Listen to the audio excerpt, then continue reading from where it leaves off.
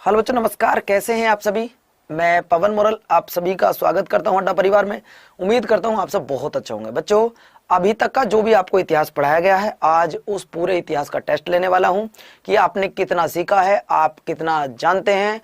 आज किसी का नाम नहीं लिया जाएगा। जल्द से जल्द सिर्फ आपको क्या करना होगा, इस 40-45 या 1 घंटे की क्लास में आपको क्या करना है, आज आपको ये दिखाना है कि आज तक आपने पवन मोरल सर की क्लास में क्या सीखा है, आज आप इस क्लास को कितना सीख पाए हैं। बस आपको ये बात बतानी होगी, बाकी आपको और कोई काम नहीं करना है कि ये मेरे दोस्तों इतिहास पढ़ तो लिया है, अब आप लोगों ने दवाई तो ले ली है, उस दवाई ने आपको आराम किया या नहीं किया, भाई आप डॉक्टर को बताओगे तो सही।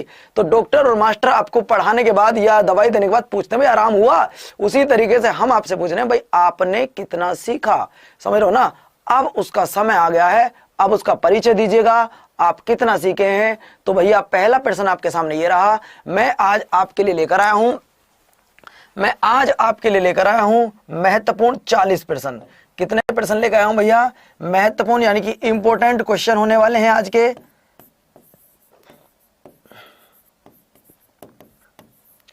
इंपॉर्टेंट क्वेश्चन होंगे। और क्वेश्चन कितने होंगे बच्चों? यदि आपसे कोई पूछे तो क्वेश्चन होंगे आपके 40।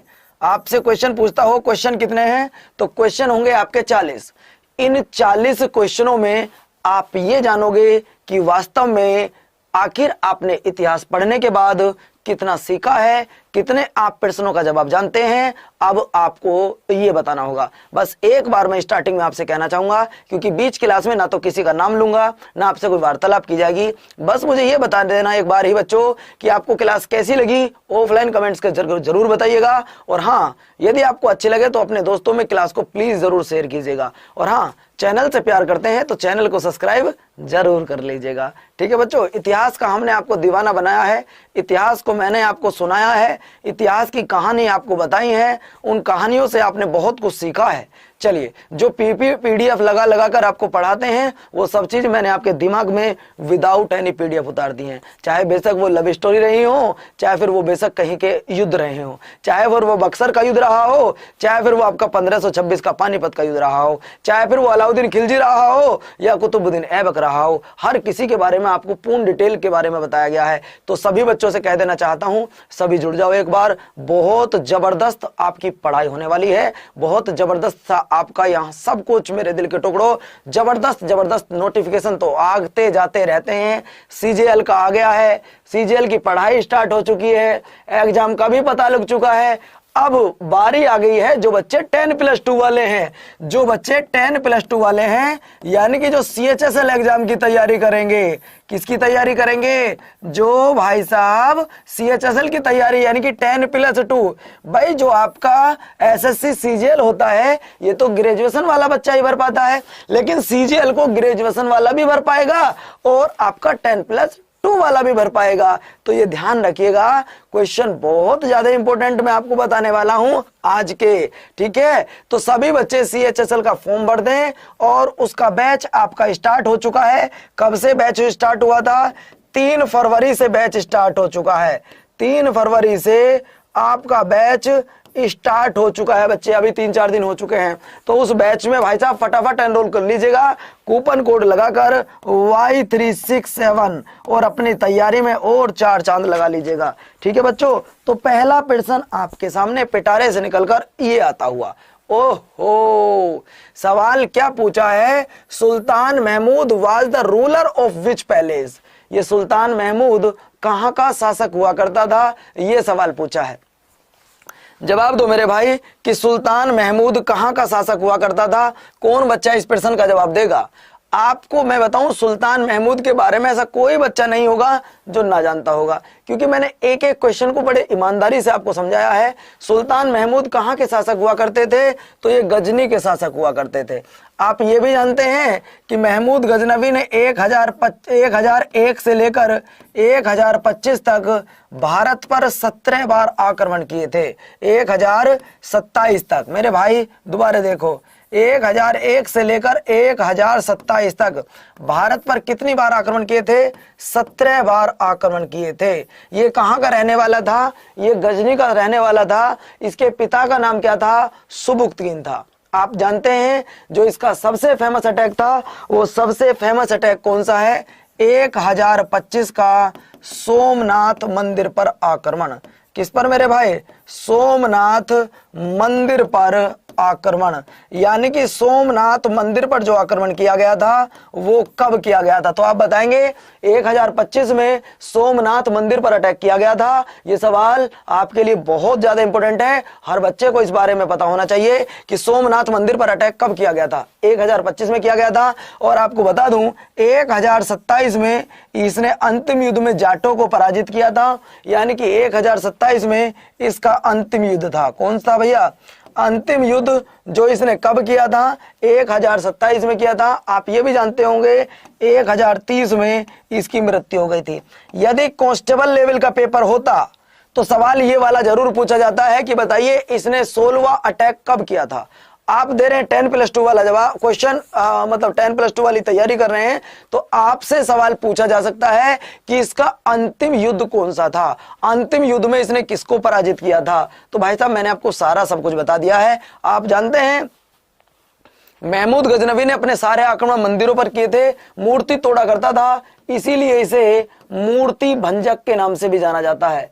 इसलिए इसे मूर्ति भंजक के नाम से भी जाना जाता है। ये मूर्तियों को डिस्ट्रॉय कर दिया करता था, इसीलिए इतिहास गवाह है इस बात का कि इसे मूर्ति भंजक के नाम से भी जाना जाता है। अगला क्वेश्चन आपके सामने ये रहा। देखो भैया, ये तो मैं अभी आपको बता के आया हूं, जस्ट अभी पिछले वाले सवाल को हम बता के आए हैं कि महमूद गजनवी ने भारत पर कुल कितनी बार आक्रमण किए थे। अभी तो बता के आया हूं भैया कि महमूद गजनवी ने भारत पर कुल 17 बार अटैक किए थे। कितनी बार किए थे? 17 बार। इसमें तो कोई बताने वाली बात ही नहीं रही भाई। अभी तो आपको क्लियर करा के आया हूं कि महमूद गजनवी ने भारत पर 17 बार आक्रमण किए थे। अगला सवाल, भारत की प्रथम महिला शासक कौन थी? इसकी ऐसी लव स्टोरी मैंने आपको बताई थी कि आप जिंदगी में सारी चीजें भूल सकते हो, लेकिन कभी भी आप रजिया सुल्तान के बारे में नहीं भूलेंगे। बताओ बच्चों, आनंद आ रहा है? नहीं? वीडियो अच्छी लगे तो प्लीज लाइक एंड शेयर करते रहिएगा। यदि आपको वीडियो अच्छी लगे तो प्लीज लाइक एंड शेयर करते रहिएगा जरूर, ये आपसे विनती है। भारत की पहली महिला शासक कौन थी? तो आप जानते हैं जो 1236 से लेकर 1240 तक रही थी। नाम क्या हुआ करता था भाई साहब? नाम था रजिया सुल्ताना। क्या होता भैया? रजिया सुल्ताना। आप लोगों ने खूब सुना होगा कि रजिया गुंडों में फंस गई। आपने सुना होगा कि रजिया गुंडों में फंस गई, ऐसा हकीकत में हुआ है। रजिया इसके पिता का नाम हुआ करता था इल्तुतमिश। रजिया के पिता का नाम हुआ करता था इल्तुतमिश। क्या हुआ करता था भैया? इल्तुतमिश। और ये भी मैं आपको बता दूं, जो इनका पति हुआ करता था, पति का नाम था अल्तुनिया। पति का नाम क्या था भैया? अल्तुनिया। ये अपने पति के साथ कैथल में घूम रही थी। कहां घूम रही थी?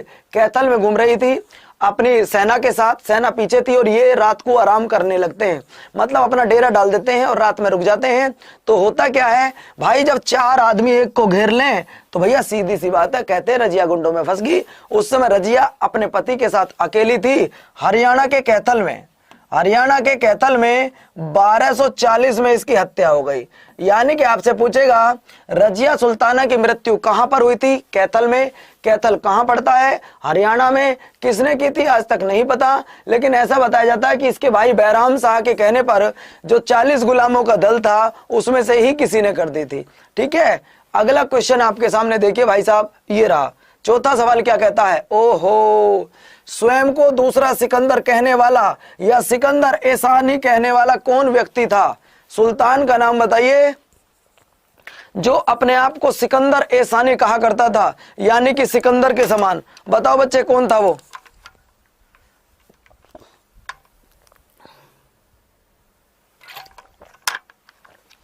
बताओ भैया कौन था व्यक्ति जो अपने आप को क्या कहता है कि मैं भी भाई साहब सिकंदर हूं, मैं भी सिकंदर के समान हूं। आप जानते हैं सिकंदर के बारे में यदि हम बात करें तो सिकंदर भारत में मात्र 19 महीने रहा था।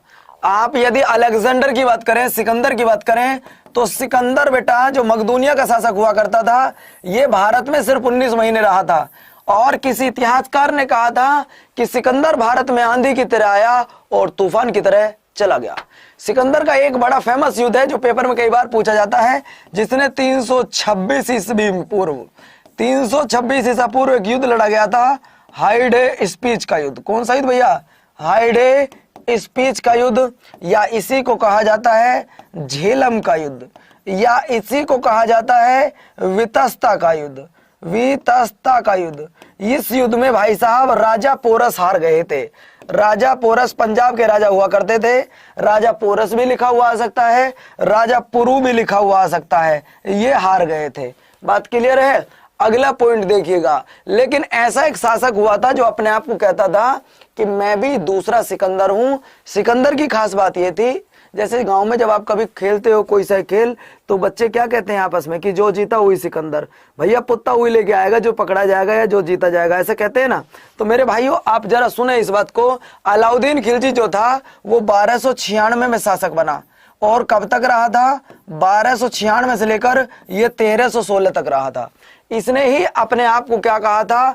अपने आप को द्वितीय सिकंदर कहा था, और यही भारत में बहुत सारे अटैक करेगा। गुरचिम, गुरचिम का मतलब क्या होता है बेटा? अब आप देख लेंगे। इसने भी बहुत कम युद्धों को यह हारा था। इस गु का मतलब होता है गुजरात, इस रे का मतलब होता है रणथंबोर, इस ची का मतलब होता है चित्तौड़, इस मै का मतलब होता है मालवा। यानी कि इसने जो ये युद्ध किए थे, अलाउद्दीन खिलजी के युद्धों को याद करने की ट्रिक जो आपके सामने लिख रही है, गुरचिम, गुजरात, रणथंबोर, चित्तौड़ और मालवा, यह सभी युद्धों को जीत गया था। इसी ने अपने शासनकाल में बाजार व्यवस्था की शुरुआत की थी।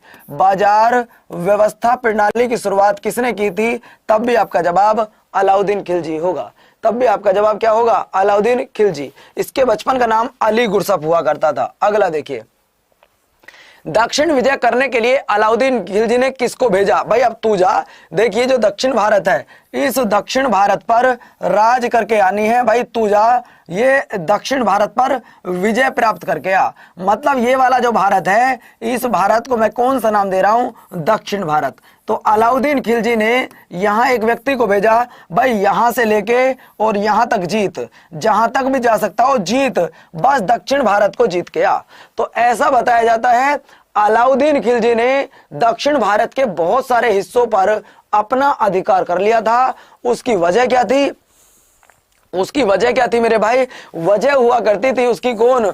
मलिक काफूर। क्या हुआ करती थी? मलिक काफूर। मलिक काफूर के बारे में हम बताएं आपको, ये एक किन्नर था। इसे 1000 दीनार में खरीदा था। इसे 1000 दीनार में खरीदा था, इसीलिए इसे 1000 दीनारी कहा जाता है। क्या कहते हैं?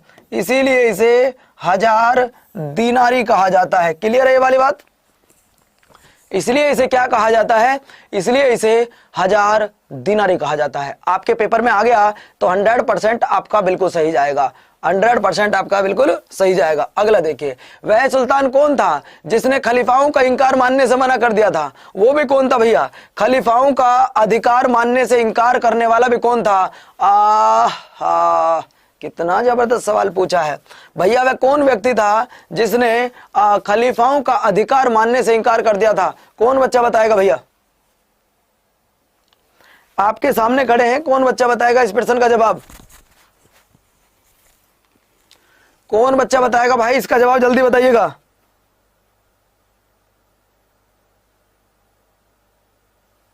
खलीफाओं का अधिकार मानने से किसने मना कर दिया था? वह कौन व्यक्ति था जिसने खलीफाओं का अधिकार मानने से मना कर दिया था? बोलो भैया। देखो मेरे दिल के टुकड़ों, आपको फिर बता देना चाहता हूं। आप जानते हैं अलाउद्दीन खिलजी ने क्या कर दिया था? मेरे भाई अलाउद्दीन खिलजी, आप आंख बंद करके लगा लीजिएगा कि अलाउद्दीन खिलजी वो व्यक्ति था जिसने सबका अधिकार मानने से मना कर दिया था। और ये भी मैं आपको बता दूं, ये कब से कब तक रहा है? ये रहा आपका 1296 से लेकर 1316 तक रहा है। ठीक है, अगला पॉइंट देख लो भैया। अगला पॉइंट कौन है? किस कारण से मोहम्मद बिन तुगलक असफल व्यक्ति था? किस कारण से मोहम्मद बिन तुगलक असफल व्यक्ति था?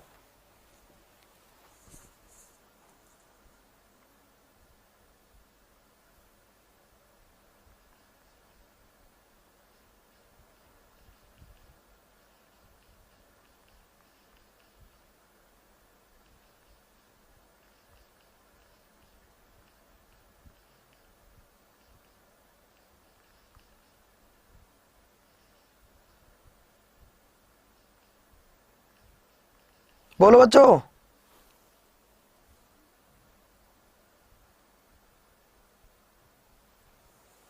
बोलो मेरे भाई क्या होगा? इस प्रश्न का जवाब जल्दी आपके सामने लिख रहा है। देखिए यदि मैं बात करूं आपके सामने यदि मैं आपके सामने 3-4 बातें करूंगा वो सारी इंपॉर्टेंट है, आप जरा देख लीजिएगा। पहला पॉइंट तो ये कि किस कारण से मोहम्मद बिन तुगलक असफल था। मेरे भाई सुनो जरा, यदि मैं मोहम्मद बिन तुगलक की बात करूं, भाई साहब मंडे का दिन है, सुबह सुबह का समय है, ऐसा मत करो जैसा तुम लोग कर रहे हो, ना वीडियो को लाइक कर रहे हो ना शेयर कर रहे हो, फिर क्यों कहते हो गुरुजी इतिहास का टेस्ट ले लो। हम तुम्हारे अपने काहे के अपने हो तुम यार? ना किसी ने शेयर किया है ना किसी ने लाइक किया है, हद होती है यार इंसानियत की। देखो मेरे भाई मत करो, कोई बात नहीं, आप लोग पढ़ लो बस। आपको बताना है मोहम्मद बिन तुगलक ही वाज फेलियर। क्यों फेलियर हुआ भाई साहब? मोहम्मद बिन तुगलक फेलियर क्यों हुआ? तो पहला पॉइंट सुनिएगा कि ये कब शासक बना, 1325 से लेकर 1351 तक, यानी कि 26 साल तक ये राजा रहा। ये कौन से वंश का था? तुगलक वंश का था। तो तुगलक वंश में भाई साहब इसके समय में सबसे अधिक विद्रोह हुए। पहली बात तो ये, इसके समय में सबसे अधिक विद्रोह हुए थे। आपको बता दूं, सबसे अधिक विद्रोह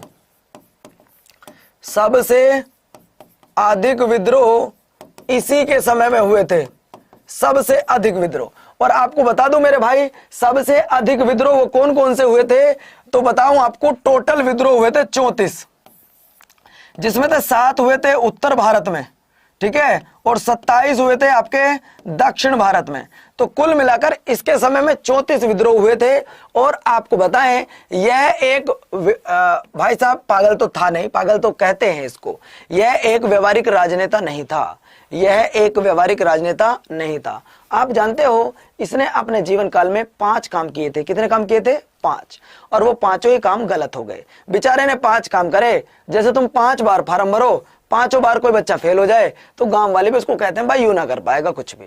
इसी तरीके से मोहम्मद बिन तुगलक ने भी अपने जीवन काल में 5 काम किए थे और पांचों ही काम वो बेचारे के असफल रहे। 5 बार फार्म भरा था, 5 बार फेल रहा, इसलिए इसने कहा भाई मैं अब ना करूंगा इस काम को, नहीं हो पाएगा। तो ये एक व्यवहारिक राजनेता नहीं था। अगला पॉइंट, ब्राह्मणों पर जजिया कर किसने लगाया था? ब्राह्मणों पर भी जजिया कर किसने लगाया था? बताओ बच्चों। ब्राह्मणों पर जजिया कर लगाने वाला कौन व्यक्ति था? मेरे भाई जल्दी बताइएगा। पहली बात तो आपको यह पता होनी चाहिए कि जजिया कर क्या होता है। तो सारी पॉइंट मैंने आपको बताए थे, 5 पॉइंट आपको लिखवाए थे कि पेपर छोटा हो या बड़ा, जजिया कर पे इससे फालतू सवाल नहीं आते हैं। जजिया कर पे सिर्फ ये 5 सवाल पूछे गए हैं, इससे फालतू सवाल नहीं आता है। जिसमें पहला ही सवाल मैं आपको बता दूं मेरे भाई, जजिया कर, यदि मैं पहला ही सवाल आपको बता दूं जजिया कर, मैं पूरी डिटेल यहां पे लिख देता हूं जजिया कर की। तो जजिया कर मेरे भाई क्या था, ये पहले सुन लीजिएगा, ये गैर मुस्लिम कर था। जजिया कर कैसा कर था? ये गैर मुस्लिम कर था। एक एक बात पर ध्यान देंगे, ये एक गैर मुस्लिम कर था। मतलब यदि आप हिंदू हो, सिख हो, बौद्ध हो, ईसाई हो तो आपको ये कर देना पड़ेगा। और यदि आप मुसलमान बनते हो, मुसलमान बनकर रहते हो तो आपको ये टैक्स नहीं देना पड़ेगा। इसे भारत में सबसे पहले किसने लगाया था? तो सबसे पहले मैं लिख देता हूं बच्चों, सबसे पहले भारत में इसे किसने लगाया था? सबसे पहले भारत में इसे मोहम्मद बिन कासिम ने लगाया था। किसने लगाया था भैया? मोहम्मद बिन कासिम ने लगाया था। लेकिन यदि बात करें ब्राह्मणों की, किसकी बात करें? यदि बात करें ब्राह्मणों पर किसने लगाया था? ब्राह्मणों पर किसने लगाया? तब आपका जवाब यहां FST आ जाएगा। क्या आ जाएगा भैया? FST। लेकिन एक कुछ समय उपरांत यहां पर मुगल सल्तनत नहीं, मुगल एम्पायर, मुगल साम्राज्य शुरू होगा और उसमें एक व्यक्ति होगा अकबर, उसमें एक बादशाह होगे जिसका नाम था अकबर। अकबर ने इसे समाप्त कर दिया। क्या कर दिया भैया? अकबर ने इसे समाप्त कर दिया कि कोई किसी पर भी क्या नहीं लेगा? जजिया कर नहीं लेगा। ठीक है, अगला काम ये हुआ भाई साहब, फिर एक व्यक्ति और आया जिसका नाम था औरंगजेब। कौन आया भैया? औरंगजेब। औरंगजेब ने फिर से स्टार्ट कर दिया, औरंगजेब ने फिर से स्टार्ट कर दिया और हाँ इसको समाप्त कर देगा मेरे भाई कौन, इसको पूरी तरीके से मोहम्मद शाह रंगीला, मोहम्मद शाह रंगीला, मोहम्मद शाह रंगीला पूर्णतः समाप्त कर देगा। अब बच्चों एक बात बताओ, जो भागने वाले हैं वो तो भाग जाएंगे और जिनको पूरा आनंद लेना है, ये 5 पॉइंट बता रहा हूं, चाहे कांस्टेबल की तैयारी करो, चाहे फिर आपका किसी अपर एग्जाम की तैयारी करो, यदि जजिया से सवाल आएगा तो यही सवाल आने वाला है, इससे फालतू जजिया से सवाल नहीं आएगा, ये मेरी आपसे गारंटी है। यदि आपने ये बात लिख ली तो मैं गारंटी से कह सकता हूं जजिया पर इससे कब एक छोटा सवाल नहीं पूछा जाएगा या इससे अलग नहीं पूछा जाएगा। तो ब्राह्मण पूछ रहा फिरोज शाह तुगलक। अगला देखो भैया, अगला सवाल ये है, किस सुल्तान ने सती प्रथा को रोकने का प्रयोग किया था? भाई सती प्रथा ना हो भारत में, ऐसा किसने शुरू किया था? सती क्या होती है तो मैं दोनों चीज आपको बता देना चाहता हूं। एक होती है सती प्रथा, एक क्या होती है भैया, एक होती है सती प्रथा और एक दूसरी होती है जौहर प्रथा। दो होती है ये, एक होती है सती प्रथा, एक होती है जौहर प्रथा। मेरे भाई ध्यान दीजिएगा, मैं आपसे कहना चाहता हूं कि हमारे हिंदुस्तान में 2 प्रथा चली करती थी जो बिल्कुल गलत प्रथा हुआ करती थी। मैं इन प्रथाओं का विरोध करता हूं, मैं इन प्रथाओं से थोड़ा सा अलग रहना चाहता हूं, चाहे वो किसी भी समाज की क्यों ना हो। देखिए सती प्रथा क्या थी, यदि किसी महिला का पति की डेथ हो जाए या पति एक्सपायर हो जाए तो पत्नी भी इसके साथ जलती थी। जब पत्नी इसके साथ जलती थी तो यही कहलाती थी सती प्रथा। अब यहां पर सिर्फ एक पति के साथ एक महिला जलती थी। लेकिन जौहर प्रथा में क्या हुआ करता था, मैंने एक बार एक लड़की से पूछी थी, मैं टेट का पेपर पढ़ा रहा था, मैं नाम नहीं बता सकता किससे पूछी थी, वरना वो सुन के कहेगी भैया हमें वहां तक भी प्रचार कर दिया। उस लड़की ने मुझे जवाब दिया था कि सती प्रथा और जौहर प्रथा में अंतर होता है भैया। सती प्रथा होती है जो अपने पति की गैल फूक के मरे हो सती प्रथा, और जो दूसरे की गैल फूक के मर जाओ जौहर प्रथा। मैंने कि जी कहां पढ़ के आई हो? अरे कहां पढ़ ली तुमने, ये डेफिनेशन किसने पढ़ाई है? तो कह रही भैया हमने यही पढ़ी थी। हमने कहा इसको चेंज कर लो। चेंज कैसे करेंगे? देखो भाई ऐसा नहीं करना है, ऐसा नहीं दूसरा का पति मर गया मैं तो वहीं मरूंगी इस गैल, ऐसा नहीं। जब एक रानी जलती हो या एक पत्नी जलती हो तो सती प्रथा, और जब एक से अधिक जलती हो, आपने पद्मावत मूवी में देखा होगा, रानी पद्मावती ने जौहर की थी तो एक से अधिक 2, 3, 4 कितनी भी महिलाएं जब एक जगह बैठकर सामूहिक रूप से जलती हैं तो वो जौहर प्रथा कहलाती है। मुझे उम्मीद है कि अब सब आप बच्चे समझ गए होंगे कि सती प्रथा और जौहर प्रथा क्या होती है। क्लियर हुआ बच्चों? सती प्रथा और जौहर प्रथा क्लियर है? एक बार थम्स अप तो कर दो यारो। आज तुमसे नाम क्या नहीं ले रहा, ना लाइक कर रहे ना शेयर कर रहे, हद होती है। चलिएगा, तो मेरा कहने का मतलब यह था भाई साहब, वो व्यक्ति था मोहम्मद बिन तुगलक, इनने कहा भाई समाज में ये जो प्रथा चल रही है ये गलत प्रथा है। किसी को मारने से भाई ऐसा काम मत करो यार, ताकि किसी को मारना पड़े। वो अपना जीवन जीना चाह रही है यार, जीवन जीने दिया जाए उसको। तो मोहम्मद बिन तुगलक ने इस काम को किया था। भारत में सबसे पहला जो सती प्रथा का उल्लेख माना जाता है वो 510 के एरण अभिलेख से माना जाता है। कहां से माना जाता है भैया? भानुगुप्त के 510 के एरण अभिलेख से माना जाता है। बात क्लियर होगी? यानी कि मेरे भाई ये जो आपका उल्लेख माना जाता है वो 510 ईस्वी के भानुगुप्त के एरण अभिलेख से माना जाता है। बात क्लियर होगी? दूसरी बात यदि हम और करना चाहें मेरे भाई, दूसरी बात यदि हम और करना चाहें वो भी सुन लीजिएगा। ये एरण अभिलेख भी हो गया। अब आपको बताएं इसे भारत से कब समाप्त किया गया? तो सन 1829 में। सन 1829 में लॉर्ड विलियम बेंटिंग, किसने समाप्त किया था? लॉर्ड विलियम बेंटिंग जी ने इसे समाप्त किया था, जिसमें सहयोग किया गया राजा राम मोहन राय। किसके द्वारा? राजा राम मोहन राय के द्वारा इसका क्या किया गया मेरे भाई? सहयोग किया गया था। अगला पॉइंट देखो, इब्न बतूता। ओ तेरी की, इब्न बतूता कहां से आया था? नाम देख रहे हो तुम यहाँ का क्या है? Ibn Battuta. अरे बतूते, इब्न बतूता, ता बताओ रे, ये ता है, कहाँ है? ये कहते हैं वो कहाँ है? तो इब्न बतूता की हम बात करते हैं, ये कहाँ का रहने वाला था? तो भैया जी आपको बता दें ये मोरक्को का रहने वाला था। कहाँ का रहने वाला था? मोरक्को का। मोरक्को कहाँ पड़ता है आपको बता दें हम? मोरक्को आपका पड़ता है अफ्रीका में। कहाँ पड़ता है? मोरक्को पड़ता है आपका अफ्रीका में। आपको बता दें भाई साहब, ये किसके दरबार में आया था, किसके दरबार में आया था, तो ये आया था एमबीटी के दरबार में। एमबीटी का मतलब होता है मोहम्मद बिन तुगलक। आपको बताएं इसने एक बड़ी फेमस बुक लिखी थी, इसमें एक बड़ी फेमस बुक लिखी थी जिस पुस्तक का नाम हुआ करता था रोहेला। क्या नाम हुआ करता था? रोहेला।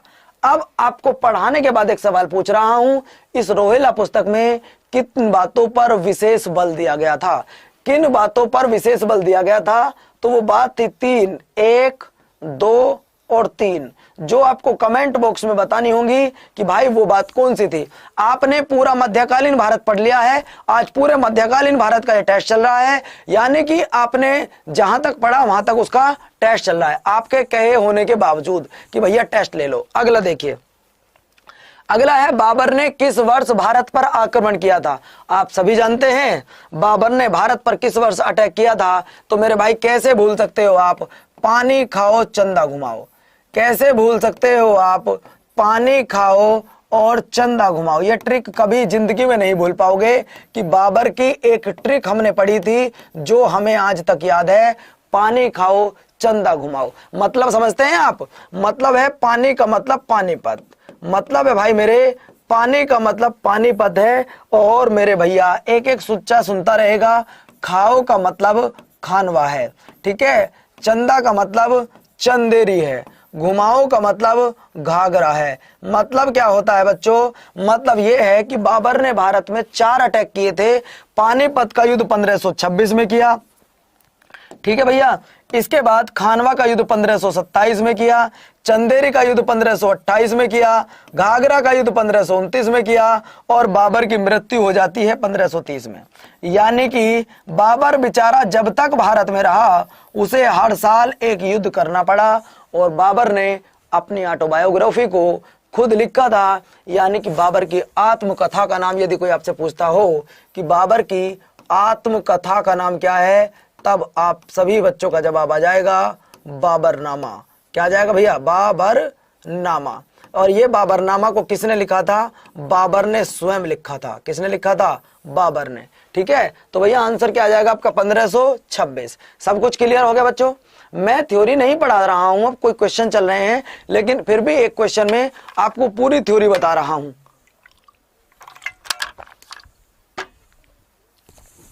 क्वेश्चन अच्छे लग रहे हैं तो प्लीज बच्चों वीडियो को लाइक शेयर करते रहो यारो। अगला देखिए, जिस समय हुमायूं की मृत्यु हुई थी, जब हुमायूं की मृत्यु हुई थी तो भाई साहब आपको यह भी पता होगी, नहीं सवाल दूसरा है, हुमायूं के उत्तराधिकारी का जन्म हुमायूं के निर्वासन काल में हुआ था। वह है हुमायूं 13 वर्ष, सॉरी उत्तराधिकारी 13 वर्ष का था जब उसके पिता की मृत्यु हो गई। अरे यार आप सब जानते हैं, यदि मैं बात कर रहा हूं अकबर की, यदि मैं बात कर रहा हूं अकबर की, तो अकबर का जन्म हुआ 1542 में। जन्म कब हुआ? 1542 में। कहां पर हुआ? अमरकोट के एक राजा हुआ करते थे, अमरकोट के राजा हुआ करते थे जिनका नाम था वीरसाल। अमरकोट के राजा हुआ करते थे वीरसाल, जिनका यहां पर इनका जन्म हुआ था। अब जब इनके पिता की मृत्यु हो गई, हुमायूं की मृत्यु कब हुई थी? 1556 में। और कहां से गिरकर हुई थी? दीन पनाह नगर की सीढ़ियों से गिरकर, दीन पनाह नगर की सीढ़ियों से गिरकर, दीन पनाह नगर की सीढ़ियों से गिरकर क्या हुई थी भैया? इसकी मृत्यु हुई थी। यहां तक किसी को कुछ कहना हो तो बता देना भाई साहब। तो आंसर क्या आ जाएगा आपका? आंसर आ जाएगा आपका अकबर। अगला पॉइंट ये रहा, पानीपत की द्वितीय लड़ाई किन 2 सेनाओं के बीच में हुई थी? बोलो भैया, सारे सवाल पढ़ा रखे हैं आपको। पानीपत की दूसरी लड़ाई किन 2 सेनाओं के बीच में लड़ी गई थी? जवाब दो। मजा ना आ जाए तो कह देना, आज मजा ना आ जाए तो कह देना बच्चों।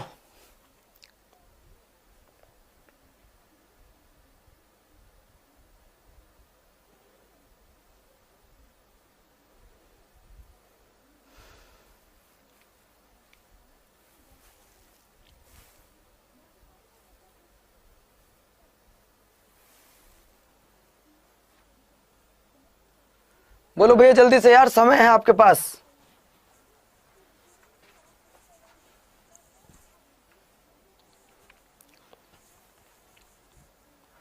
समय है आपके पास, बोलो भैया। पानीपत की द्वितीय लड़ाई किन 2 सेनाओं के बीच लड़ी गई थी? अरे सब जानते हैं पानीपत की 3 लड़ाइयां हुई थी या 3 युद्ध हुए।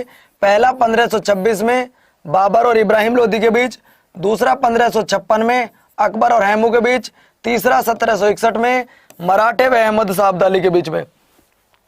तो भैया अकबर और हैमू के बीच में हुई थी कब? 1556 में। ठीक है मेरे दोस्त, जिसमें अकबर जीत गया था। अगला पॉइंट देखिए, अकबर अपना धार्मिक विचार विमर्श कहाँ किया करता था? जब भी धर्म से रिलेटेड कोई बात हुआ करती थी तो अकबर अलग बैठकर इन बातों को किया करता था, सबके सामने इन बातों को नहीं किया करता था। और वो आप कहते हैं ना अल्लाह की इबादत किया करता था, वो भगवान की इबादत किया करता था। वो कहाँ पर? वो किया करता था इबादत खाने में, यानी कि ये अपने भगवान को पुकारा करते थे। ठीक है, अगला पॉइंट देखिए, प्रयाग नगर को इलाहाबाद या अल्लाह का नगर नाम किसने दिया था? आप जानते हैं कि वर्तमान समय में इस इलाहाबाद को प्रयागराज के नाम से जाना जाता है। किस नाम से जाना जाता है? इसे प्रयागराज के नाम से जाना जाता है। पहला पॉइंट तो आप ये सुन लीजिएगा।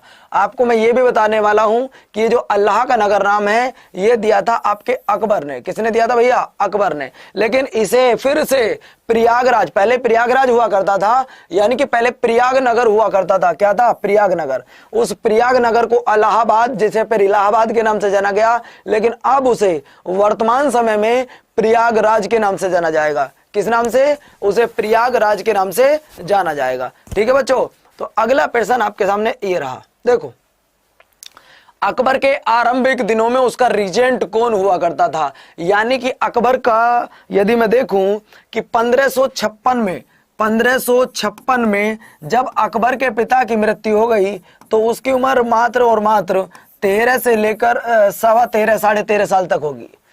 13 साढ़े 13 साल होगी। 13 साल 6 महीने, 13 साल 5 महीने, पूरा 14 कंप्लीट नहीं था। तो 1556 से लेकर 1560 तक अकबर के दरबार में जो ज्यादातर काम हुए थे वो बैरम खान ने अपने नाम से किए थे। किस नाम से? बैरम खान ने। तो अकबर का जो संरक्षक हुआ करता था वो बैरम खां था। कौन था? बैरम खान। और ये बैरम खां भी बहुत बढ़िया व्यक्ति था। बैरम खां चाहता तो अकबर की हत्या करके हिंदुस्तान पर कोई एक नया वंश चला सकता था, लेकिन इसने ऐसा नहीं किया और हिंदुस्तान पर मुगल साम्राज्य को ही आगे बढ़ाने दिया। इसने कोई ऐसा काम नहीं किया। चलिए अगला प्रश्न देखो, को उसकी शेष जिंदगी के लिए औरंगजेब ने कैद कर दिया। औरंगजेब ने अपने पिता को बंदी बनाया था। आप जानते हो औरंगजेब ने अपने पिता को बंदी बना लिया। मैंने पढ़ाया हुआ सवाल है, परसों की अभी 3-4 दिन पहले सवाल क्लास में मैंने आपको कराया था कि औरंगजेब, क्या मेरे भाई? औरंगजेब मैंने जब ये कहा था कि ऐसी औलाद से तो ना औलाद हो तो बढ़िया है। जो औलाद अपने बाप की हत्या कर रही है, जो औलाद अपने बाप को बंदी बना रही है, इससे तो औलाद ना हो तो बढ़िया यार, कम से कम समाज में नाम तो गंदा ना होगा। तो भैया हुआ क्या, ये जो औरंगजेब था, इस औरंगजेब ने अपने पिता को बंदी बना दिया। समझ रहे हो आप? अपने पिता को बंदी। और पिता कौन हुआ करते थे? इनके पिता का नाम हुआ करता था बेचारे का शाहजहां। क्या नाम था? शाहजहां। और ये भी आपको बता दूं, इनके बचपन का नाम हुआ करता था, बचपन का नाम था इनका शहजादा खुर्रम। इनके बचपन का नाम खुर्रम हुआ करता था, लेकिन औरंगजेब ने जीवन के अंतिम दिनों में इन्हें बंदी बना लिया। समझ रहे हो ना? और बंदी बनाने के बाद में इन्होंने अपना जीवन बेचारों ने वहीं व्यतीत कर दिया। अगला क्वेश्चन देखिए, अगला देखिए, निम्नलिखित में से किस शासक ने संगीत पर प्रतिबंध लगाया था? ईमानदारी से कह दो बच्चों, आपको ये क्वेश्चन नहीं कराया। ईमानदारी से कहो कि आपको ये क्वेश्चन नहीं कराए हैं हमने।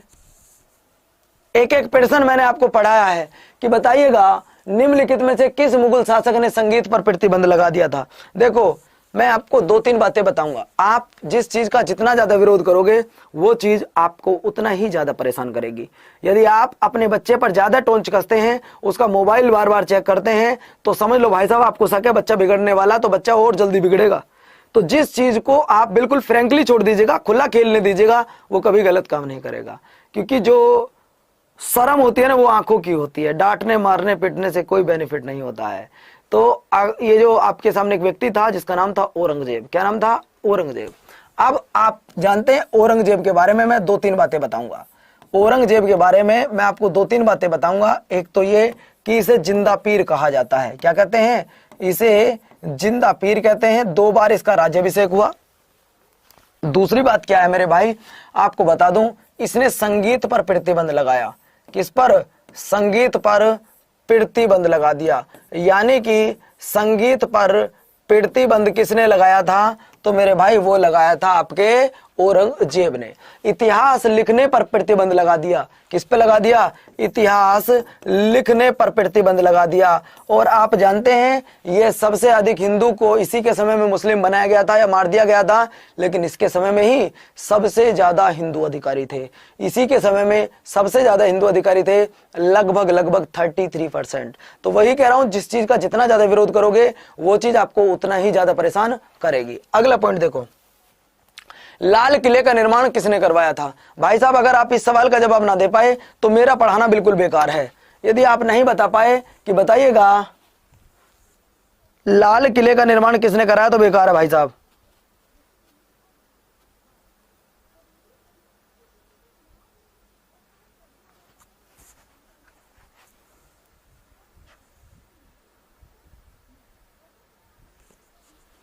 कोई भी बच्चा बताए कि लाल किले का निर्माण किसने करवाया था?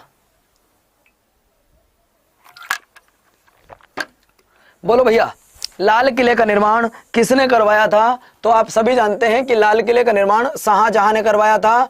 आप जानते हैं जामा मस्जिद, आप जानते हैं बच्चे जामा मस्जिद का निर्माण भी शाहजहां ने ही करवाया था।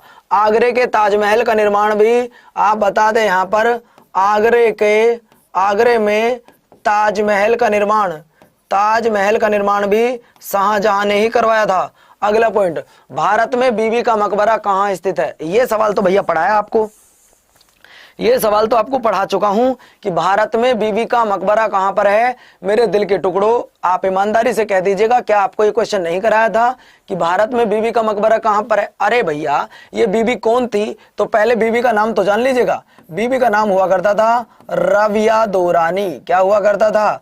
राबिया दौरानी, या फिर इसे जाना जाता है दिलरास बानो बेगम के नाम से। दिलरास बानो बेगम के नाम से जाना जाता है। दिलरास बानो बेगम के नाम से जाना जाता है। बात क्लियर हो गई भाई? दिलरास बानो बेगम के नाम से जाना जाता है। इसी की याद में क्या बनवाया गया था? इसी की याद में दूसरा ताजमहल बनवाया गया था। क्या बनवाया गया था? दूसरा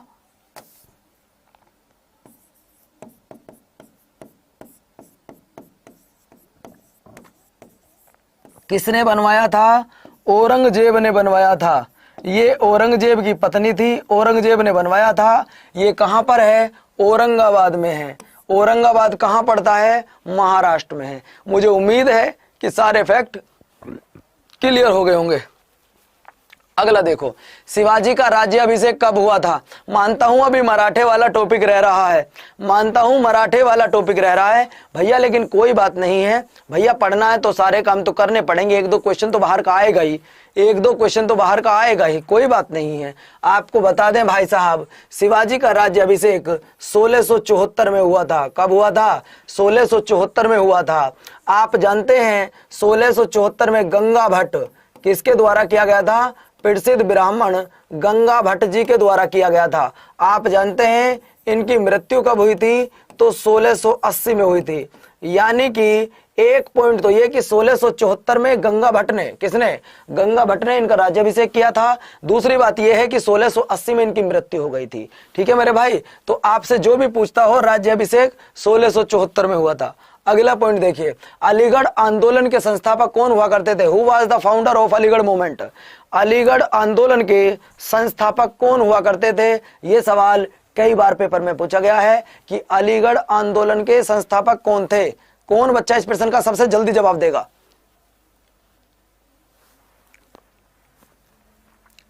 कौन बच्चा इस प्रश्न का सबसे जल्दी जवाब देगा? जवाब तो सभी दे सकते हैं, लेकिन बात यह है कि जल्दी कौन देगा। देखिए, सर आगा खां का कोई मतलब नहीं था। मौलाना शिबली का तुमने नाम ही नहीं सुना होगा। भैया आंसर क्या जाएगा? सर सैयद अहमद खां। ठीक है, एक आपसे पुस्तक पूछ रहा हूं, यदि किसी को पता हो तो बताना है। इंडियन मुसलमान, इंडियन मुसलमान, ये पुस्तक किसके द्वारा लिखी गई है? आराम से कमेंट बॉक्स करके बताना, ऑफलाइन कमेंट करना और मुझे बताना कि ये जो इंडियन मुसलमान नामक पुस्तक थी, इस पुस्तक को किसके द्वारा लिखा गया है? इंडियन मुसलमान पुस्तक को किसके द्वारा लिखा गया है? जो भी बच्चा बताएगा नेक्स्ट क्लास में यानी कि कल उसका नाम 101% लियो जाएगा। अगला देखिएगा भैया, चलिए आपको बताना है राष्ट्रीय संघर्ष के दौरान समाचार पत्र केसरी का संस्थापक कौन हुआ करता था? समाचार पत्र केसरी का संस्थापक कौन हुआ करता था?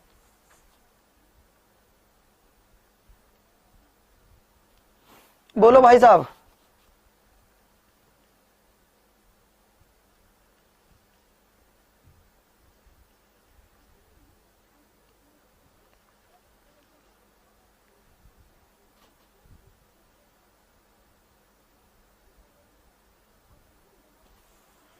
बोलिएगा भैया, केसरी के संस्थापक कौन हुआ करते थे? कोई बच्चा बताए, कोई भी एक भी मेरा दोस्त, कौन हुआ करते थे? केसरी के संस्थापक कौन हुआ करते थे? बच्चे आपको बता दूं, यहां से आंसर तो आ जाएगा आपका लोकमान्य तिलक, बाल गंगाधर तिलक आ गया आपका आंसर। लेकिन मैं दो बातें बताना चाहूंगा आपको। यहां आपकी एक बुक बता दूं आपको, जो महात्मा गांधी है उन्होंने लिखी थी, माई एक्सपेरिमेंट विद ट्रूथ। माई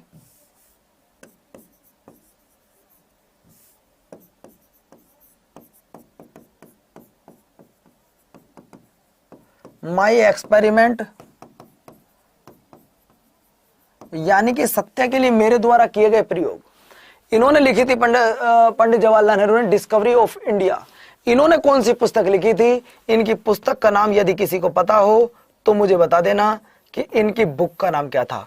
अगला पॉइंट देख लो भाई साहब, अगला पॉइंट है निम्नलिखित में से किस नेता को या किस व्यक्ति को, वैसे नेता ही कहा जाता है, कांग्रेसी नेता थे जिन्हें महान वृद्ध पुरुष कहा जाता है। अब क्यों, आखिर इन्हें क्यों कांग्रेस का नेता कहा गया? पहली बात तो ये आती है बेटा, कांग्रेस का नेता इसलिए कहा गया क्योंकि ये कांग्रेस के 3 बार अध्यक्ष रहे थे। कितनी बार? 3 बार कांग्रेस के अध्यक्ष रहे थे। 3 बार कांग्रेस के अध्यक्ष रहे थे। बात क्लियर है? 3 बार कांग्रेस के अध्यक्ष रहे थे। वो किसको कहा जाता है? Grand old man of Indian.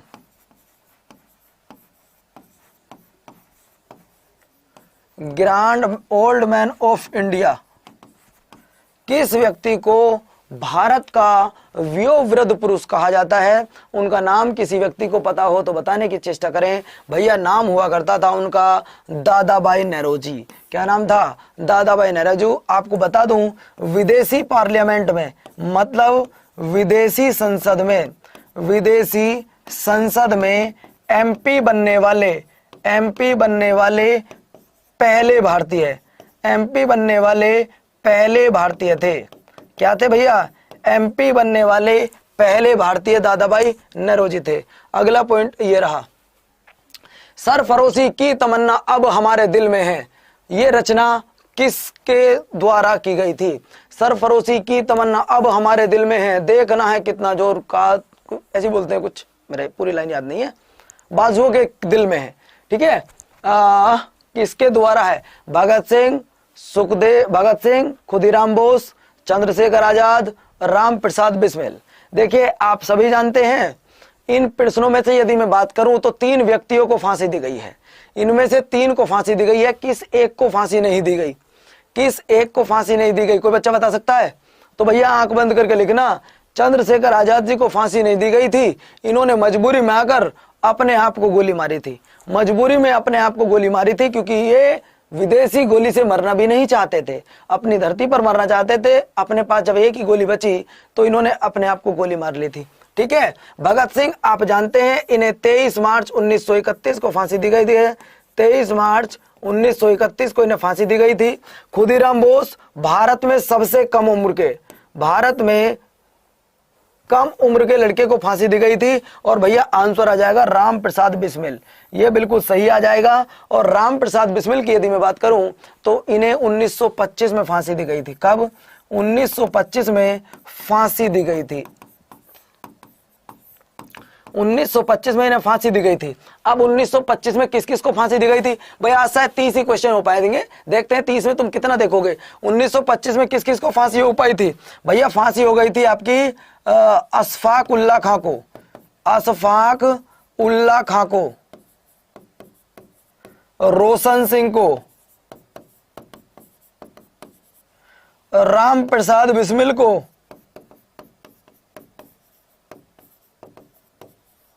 रोशन राजेंद्र लाहिड़ी को, इन सभी को 1925 में फांसी दी गई थी। इन सभी को 1925 में फांसी दी गई थी और फांसी देने का कारण था 1925 में काकोरी रेल डकैती। 1925 में काकोरी रेल डकैती, मेरे भाई काकोरी रेल डकैती इन्होंने ही की थी। आंसर आ गया आपका डी। अगला पॉइंट ये रहा, किस गवर्नर जनरल ने सती प्रथा का अंत किया था? अभी बताया आपको मैंने, जब आपको मोहम्मद बिन तुगलक से रिलेटेड में क्वेश्चन बता रहा था कि हिंदुस्तान में सती प्रथा को रोकने का जो सबसे पहला काम किया था वो तुगलक डायनेस्टी के एक सुल्तान मोहम्मद बिन तुगलक ने काम किया था, लेकिन वो सफल नहीं हो पाया था। लेकिन जब तक वो जिंदा रहा तब तक सती प्रथा नहीं रही। लेकिन उसके बाद अकबर ने भी इस पे काम किया था सती प्रथा को रोकने का, लेकिन ये पूर्णतः सफल नहीं हो पाए थे। पूर्णतः सफल कब होंगे? 1829 में। और 1829 में करने वाला कौन था? वो 1829 में करने वाला कौन था भाई साहब? Lord William Bentinck. बस आप ये बात ध्यान रखना, इनका सहयोग किसने किया था? यानी कि राजा राम मोहन राय। बच्चे आप जरूर लिख लेना कि इनका सहयोग राजा राम मोहन राय, इनका जो सहयोग किया गया था वो राजा राम मोहन राय जी के द्वारा किया गया था। अगला सवाल आपके सामने ये रहा भाई, कांग्रेस की पहली महिला अध्यक्ष कौन थी? कांग्रेस की पहली महिला अध्यक्ष कौन थी? कौन बताएगा इस प्रश्न का जवाब?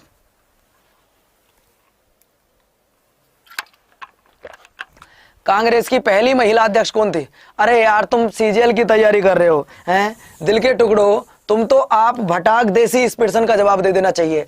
ऐसे सवालों को तो भाई जैसे ही मास्टर जी पूछें वैसे ही उत्तर आ जाना चाहिए। तो आपको बताना है कांग्रेस की पहली महिला अध्यक्ष कौन थी। दिल के टुकड़ों पहले यहां आ जाओ। यदि हम बात करें कांग्रेस की, तो कांग्रेस की स्थापना कब हुई? 28 दिसंबर 1885 को। कांग्रेस की स्थापना कब हुई भैया? 28 दिसंबर 1885 को कांग्रेस की स्थापना हुई। बात क्लियर हो जाती है। दूसरी बात, उसके पहले जो अध्यक्ष बने थे वो पहले अध्यक्ष थे व्योमेश चंद्र बनर्जी, शॉर्ट में लिख रहा हूं WC बनर्जी। आजादी से पहले यानी कि 1885 से लेकर 1947 तक सिर्फ 3 महिला अध्यक्ष बनी थी। कितनी बनी थी? 3 महिला अध्यक्ष बनी थी, जिसमें एक बनी थी 1917 में और फिर हर 8 साल पे एक महिला बनेगी। 1917 के बाद हर 8 साल पे एक महिला बनेगी। बात क्लियर है मेरे भाई? यानी कि 1917 तक तो एक भी महिला नहीं थी और 1917 के बाद में हर 8 साल बाद एक महिला बनेगी। तो 1917 में जो महिला बनी थी उसका नाम था मेरे भाई एनी बेसेंट। लेकिन ये ध्यान रखना, ये भारतीय महिला नहीं थी, ये भारतीय महिला नहीं थी। ये सिर्फ और सिर्फ मेरे भाई कैसी महिला हुआ करती थी? ये विदेशी महिला थी, ये भारतीय महिला नहीं थी। समझ रहे हो ना बच्चों? 1 मिनट वेट करो जरा, कॉल आ रही किसी की। ये भारतीय महिला नहीं थी, ये कैसी महिला थी? ये विदेशी महिला थी। यानी कि 1917 में पहली महिला कांग्रेस की जो बनी थी वो कौन थी? एनी बेसेंट थी। लेकिन इसके बाद में यदि आपसे पूछता हो कि कांग्रेस की पहली भारतीय महिला, उस लड़की का नाम बताइए, उस महिला का नाम बताइएगा जो भारत की हो, तो आप जवाब देंगे कि 1917 से लेकर और 1947 तक आज तक सिर्फ 2 बार हुआ था ऐसा कि जब आपके देश में हिंदुस्तान की महिला अध्यक्ष बनी हो। एक बनी थी 1925 में, मैंने बताया ना हर 8 साल बाद। एक 1900 बनी थी 25 में और फिर 8 जोड़ो 1933 में। यानी कि यहां बनेगी सरोजनी नायडू और यहां बनेगी कौन? नेलनी सेन गुप्ता। तो मेरे भाई मुझे उम्मीद है आप इस सवाल को भी अच्छे से समझ गए होंगे, आपको कोई दिक्कत यहां नहीं हुई होगी। बताओ बच्चों, क्लियर है? क्लियर है नहीं? अरे क्लियर चलनी बात है। ओहो, चलो भैया अगला प्रश्न देखिए। भारतीय कांग्रेस का ओए होए, भारतीय कांग्रेस का पहला मुस्लिम अध्यक्ष कौन था? बताओ बच्चों, भारतीय कांग्रेस का पहला मुस्लिम अध्यक्ष कौन था? क्या आएगा इस प्रश्न का जवाब?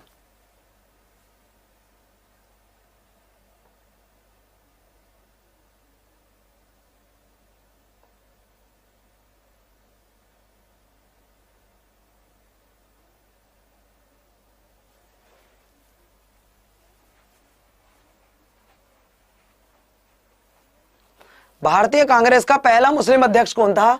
तो आप बताएंगे मेरे भाई। देखो 3-4 सवाल पूछ सकता है। पहले मुस्लिम पूछ सकता है, पहले ईसाई पूछ सकता है, पहले हिंदू पूछ सकता है। तो भैया आपको सारी चीज बता दूं, ये WC बनर्जी थे। ये कौन थे भाई साहब? आपका बदरुद्दीन तैयब जी थे, बदरुद्दीन तैयब जी थे।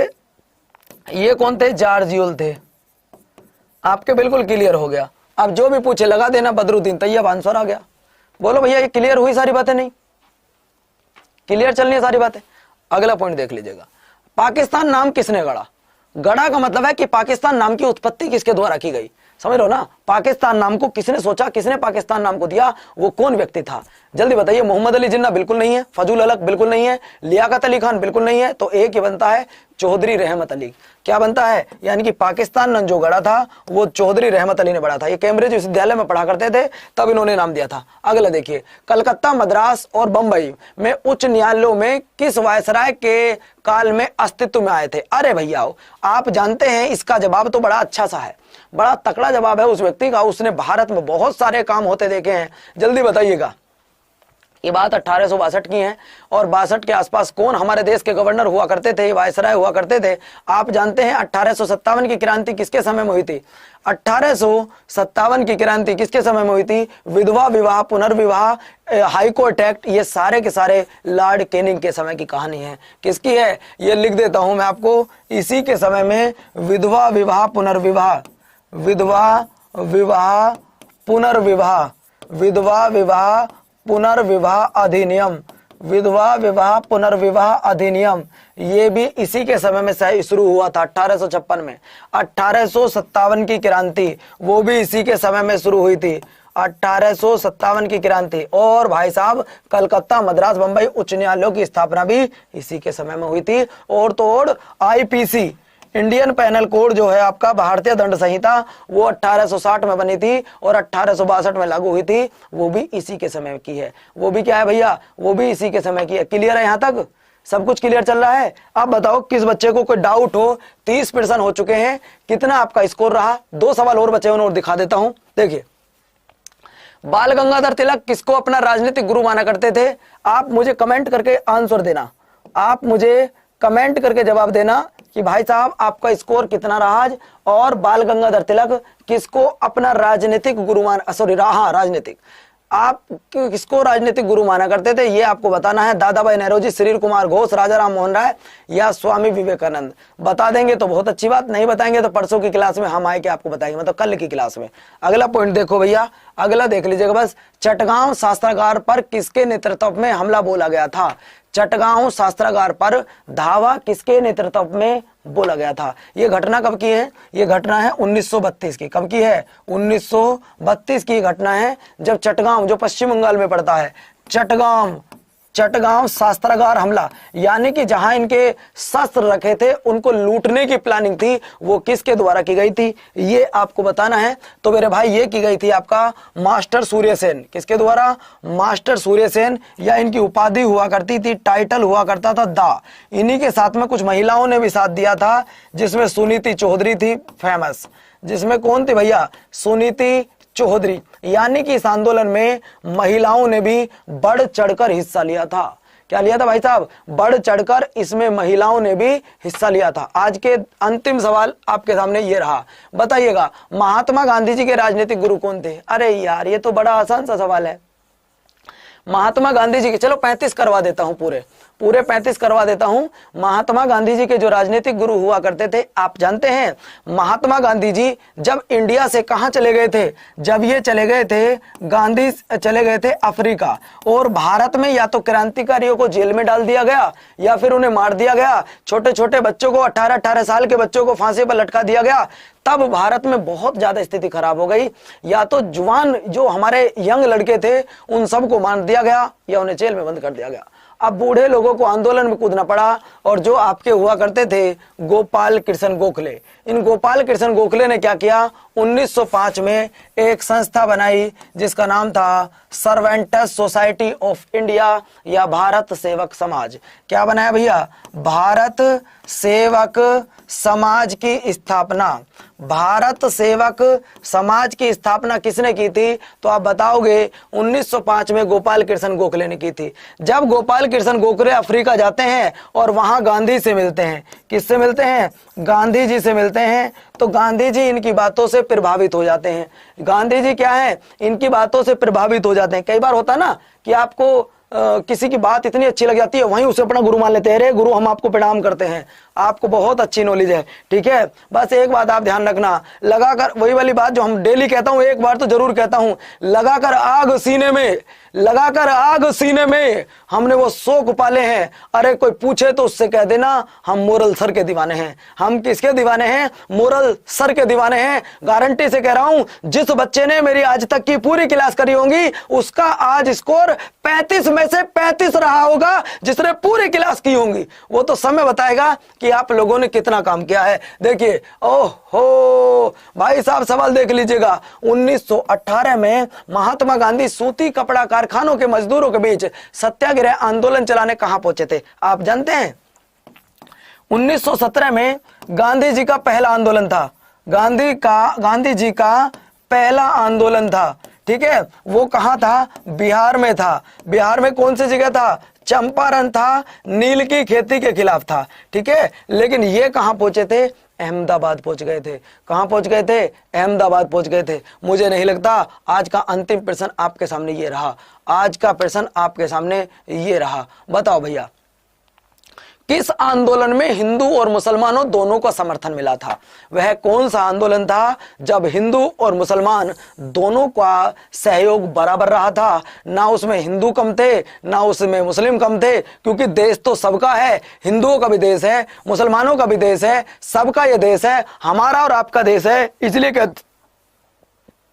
इसलिए कहता हूं, ना कोई जात होती है, ना कोई धर्म होता है, हम सब भाई भाई हैं। बस ये बात आप लोग ध्यान रखना। चाहे हिंदू हो या मुस्लिम हो या फिर सिख हो या फिर ईसाई हो, आपस में सब भाई भाई हैं। बात खत्म यहां करते हैं। मेरे भाई देखो कि इस आंदोलन में हिंदू और मुसलमानों का एक साथ सहयोग प्राप्त हुआ था, तो वो था आपका बंगाल विभाजन आंदोलन। क्या था मेरे भाई, विभाजन विरोधी आंदोलन। ये कब की बात है, 1905 में बंगाल विभाजन हुआ था।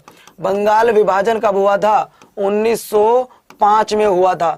ये बंगाल विभाजन 1905 में तो हुआ है। आपको बता दूं, यहीं पर हिंदू और मुसलमानों ने इसका विरोध किया था। बताओ बच्चों कितना कितना स्कोर रहा 35 में से। और हाँ, सभी बच्चे एक कमेंट्स कर देना, प्यारा सा जाके लिख देना कि हम इतिहास के दीवाने कर दिए। वास्तव में ऐसा इतिहास पढ़ा दिया किसी ने नहीं पढ़ाया। हाँ, अगर आपको लगे तो कर देना, वरना मत करना। समझ रहे हो ना, कोई जोर जबरदस्ती नहीं है कि आपको कमेंट्स करना ही करना है। लेकिन यदि आपको क्लास अच्छी लगी है, पढ़ने के बाद आज ना आपने 35 में से 35 क्वेश्चन मारे हैं, तो भैया फिर तो एक कमेंट्स बनता है। फिर तो क्या है, एक कमेंट्स बनता है। आपसे और बता दूं मेरे भाई, आपसे कुछ कहना चाहता हूं, जरा मेरी बात पर ध्यान दीजिएगा। आपसे कुछ कहना चाहता हूं बच्चों, जरा मेरी बात पर ध्यान दीजिएगा। अभी जैसा कि आप सभी जानते हैं मेरे भाई, जैसा कि आप सभी जानते हैं कि एसएससी सीएचएसएल का फॉर्म आ चुका है। आप में से कुछ बच्चे ऐसे होंगे कि जो सीएचएसएल की फॉर्म की वेट में होंगे। उन्होंने बेशक सीजेएल भर दिया होगा, लेकिन वो फिर भी वेट में होंगे कि मुझे सीएचएसएल का फॉर्म भी भरना है। तो सीएचएसएल का फॉर्म भी आ चुका है मेरे भाई। मैं आप सभी से कहना चाहता हूं, और जैसा कि पहले से ही आपसे कहते रहा हूं, कि आप चाहे किसी भी एग्जाम की तैयारी कर रहे हो, आप या तो सीजेएल की तैयारी कर रहे हो या फिर सीपीओ की तैयारी कर रहे हो, आपको कुछ नहीं करना। यदि आप मेरे भाई एक महापैक परचेज कर लेते हैं, क्या कर लेते हैं आप,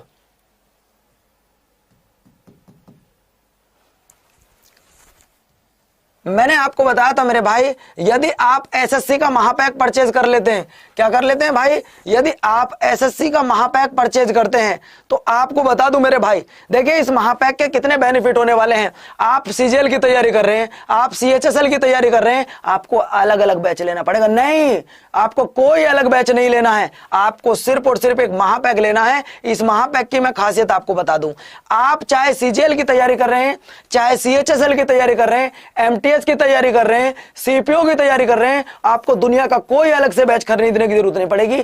एक बार महापैक परचेज कर लीजिएगा। परचेज करने का वही तरीका है, आप बस अपने भाई का कूपन कोड यहां पर लगा देना, और कूपन कोड क्या है जो आपको मैक्सिमम टू मैक्सिमम डिस्काउंट दिलाएगा, Y367। जैसे ही आप डिस्काउंट लगाए, कोड लगाएंगे Y367, ये कोर्स आपको 3000 रुपए से भी कम में मिल जाएगा। सीजीएल भी लो, सीपीओ भी लो, एमटीएस भी लो, जीडी का भी लो और सीएचएसएल भी लो। इस समय दो ही टारगेट है आपका, एक तो सीजीएल और एक सीएचएसएल। तो बच्चे जो मुझसे प्यार करते हैं, मोहब्बत करते हैं, वो हमारे इस बैच में परचेज कर सकते हैं और मेरे द्वारा पढ़ाई गई क्लासों का आनंद ले सकते हैं। आज से आपकी क्लासेस स्टार्ट हो चुके हैं। तो ठीक है बच्चों, थैंक यू, धन्यवाद, नमस्कार, जय हिंद।